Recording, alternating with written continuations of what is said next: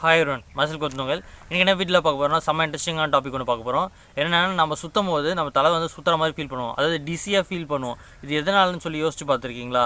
அந்த ரீசன் தான் நம்ம இந்த வீடியோவில் பார்க்க போகிறோம். வாங்க வீடியோவில் போகலாம். நம்ம சுற்றி முடித்தோடனே நம்ம டிசியாக ஃபீல் பண்ணதுக்கு காரணம் என்னென்னு பார்த்தோன்னா, நம்ம பாடியில் ஒரு பார்ட் வந்து பிரெயினுக்கு வந்து ராங்காக இன்ஃபர்மேஷன் வந்து சென்ட் பண்ணுது, அதாவது சிக்னல் வந்து சென்ட் பண்ணுறதுனால தான். அதாவது இதுக்கு என்ன காரணம்னு பார்த்தோன்னா நம்ம இதோட இன்னர் இயர் தான். நம்ம நிற்கும் போதும் நடக்கும் போதும் படுத்துட்டு இருக்கும் போதும் இந்த ஃபீல் பண்ணி சென்சேஷன் பண்ணுறது பிரெயினுக்கு சிக்னல் அனுப்புறது எதுன்னு பார்த்தோன்னா நம்ம இன்னர் இயரில் அப்பர் பார்ட்டில் இருக்க வெஸ்டிபுலர் சிஸ்டம் தான் காரணம்.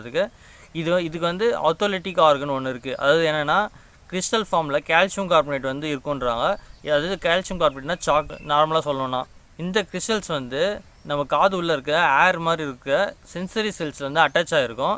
நம்ம முன்னாடி போகும்போது, அதாவது ஃபார்வேர்டில் இல்லை பேக்வேர்டில் இல்லை சைடில் லீன் பண்ணும்போது, அதாவது குனியும் போது என்ன நடக்கும் பார்த்தோன்னா இந்த கிறிஸ்டல்ஸ் வந்து கிராவிட்டினால புல் பண்ணப்படும். அதனால நம்ம ஓரியன்டேஷன் வந்து நம்மளால் தெரிஞ்சுக்க முடியும்.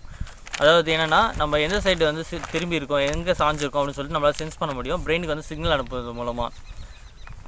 நம்ம காதில் எண்டோலிம்புன்னு சொல்லிட்டு ஒரு ஃப்ளூயிட் இருக்குது, அதாவது ஒரு லிக்விடு. அந்த லிக்விட் என்ன பண்ணணும்னு பார்த்தோன்னா நம்ம சுற்றும் போது நம்ம கூடயே சுற்றும்.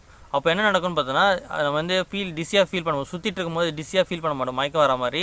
அது நிறுத்திட்டு சுற்றி முடித்தவொடனே பார்த்தோன்னா நம்ம வந்து டிஸியாக ஃபீல் பண்ணுவோம். எதனால் பார்த்தோன்னா எண்டோலிம்ப் வந்து இன்னும் சுற்றிட்டே இருக்கும். அது வந்து என்னென்னு பிரெயினுக்கு சிக்னல் அனுப்புன்னு பார்த்தோன்னா நம்ம இன்னும் சுற்றிட்டே இருக்கும் அப்படின்னு சொல்லி பிரெயினுக்கு சிக்னல் அனுப்புனா தான் நம்ம வந்து டிஸியாக அது மயக்கம் வர மாதிரி ஃபீல் பண்ணுறோம்.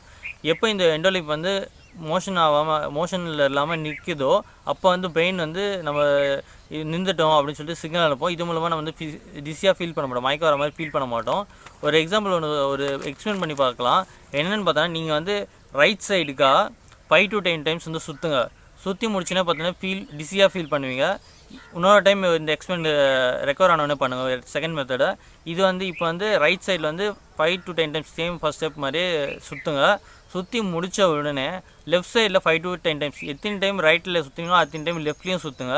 இது வந்து கேன்சல் ஆகிடும். ரெண்டுமே கேன்சல் ஆனோடனே என்ன ஆகுதுன்னா நீங்கள் டிஸியாக ஃபீல் பண்ண மாட்டீங்க. ஆஸ்ட்ரோனாட் ஸ்பேஸில் இருக்கும்போது பார்த்தோன்னா கான்ஸ்டண்ட்டாக ஃபாலோ வர மாதிரி ஃபீலிங் பண்ணுவாங்க. எதனால் பார்த்தோன்னா அங்கே கிராவிட்டியே இல்லாதனால தான். இது ஒரு எக்ஸாம்பிள் சொல்லணும்னா ரோலர் கோஸ்டர்லேருந்து நம்ம கீழே இறங்கும் போது எப்படி இருக்குமோ அதே மாதிரி தான் ஃபீல் பண்ணுவாங்கன்றாங்க ஆஸ்ட்ரோனாட் ஸ்பேஸில்.